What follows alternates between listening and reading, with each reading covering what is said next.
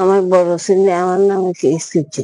আচ্ছা, আর একটা দোকান আছে, দোকানটা বড় ছেলে নিচে যা এটা তদন্ত করতে করতে হাসি যে বড় ছেলের নামে করিয়ে গেছে। কেমনে তুলছে নাম? হ্যাঁ, নাম কেমনে তুলছে? কেমনে তুলছে আমি যে করছি, আমি দোকানটা আরেকজনের দিত, টাকা হামো না, আচ্ছা, মানে ভাড়া দিত। ভাড়া দিত, ছেলের নামে করিয়ে গেছে। কয় ছেলে আপনার? আসে না, আপনার ছেলে কয়জন? দুইজন। এমন করছে কেটা? এমন করছে বড়টা, বড়টা নাম কি ওর? শঙ্কর হাটওয়াল। শঙ্কর পাটেল।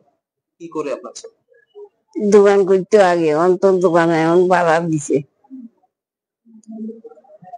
কোন সময় করছিল এমন আপনার সাথে? এই যে 3 বছর তো আমি আতুরত, আমার হাত কান আর আতিয়ান অসল। তো আপনার বিরুদ্ধে আবার কেস করছে কিলে? কেস করতে আমি যে দিয়ে পাচ্ছি, নাতিরে দিয়ে পাচ্ছি, জায়গা আমার কাছে এখনো আছে, নাতিরে দিছি না এখন। আমি মধ্যে আইব আর কি নাতি। মানে আপনার নামে কেস করছে কিলে কইছেন? করছে বড় ছেলে নিতে পারি মানে আপনি এখন দোকানটা দিতেন না তাহলে? না, আমি এখন দোকান দিতাম না। আমার বড় ভাই আমার মার নামে কেস করছে, দোকান লইয়া, দোকান বিট লইয়া। আমার বড় ভাই মার সঙ্গে বিশ্বাসঘাতকতা করছে, তার নামে কইরা লাইছে ইয়ে।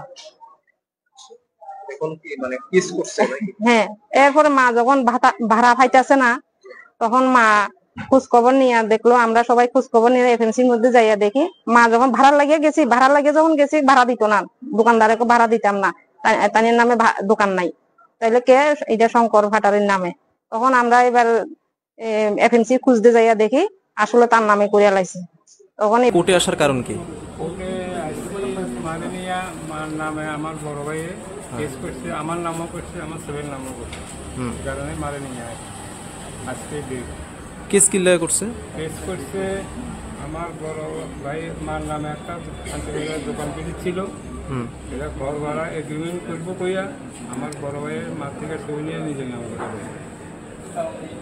আচ্ছা, সই নিয়ে নিজের নামে করে লাইছে এটা। আপনার নাম কি? ভাইয়ের নাম কি? শঙ্কর পাটোয়ারি। আপনার মানে বড় ভাই? বড় ভাই। একই বাড়িতে থাকেন আপনারা? একই বাড়িতে থাকি, বলতে সে একই জায়গাতে থাকি, সে আলাদা ঘর আমার। তো এটা নিয়ে সাথে কেস করার কারণ কি, মানে কেন করলো? কারণ মা তো ওষুধ খরচ লাগে, কত রকম খরচ আছে, মার একদিন লোক লাগে, এসব খরচের জন্য মা বলতেছে আমি তো অসুস্থ, আমার ঘর ভাড়াটা আইনা দিচ্ছি। ঘর ভাড়া আনতে গেছি, দেখি যে ঘরটা তার নামে করে গেছে, মাও জানে না যে তার নামে যে ঘরটা করে গেছে। তো এখন মা তো চাইতেছে না, মা বক্তব্য বলে যে আমার মৃত্যু পর্যন্ত ঘর আমার নামে চলে। আচ্ছা,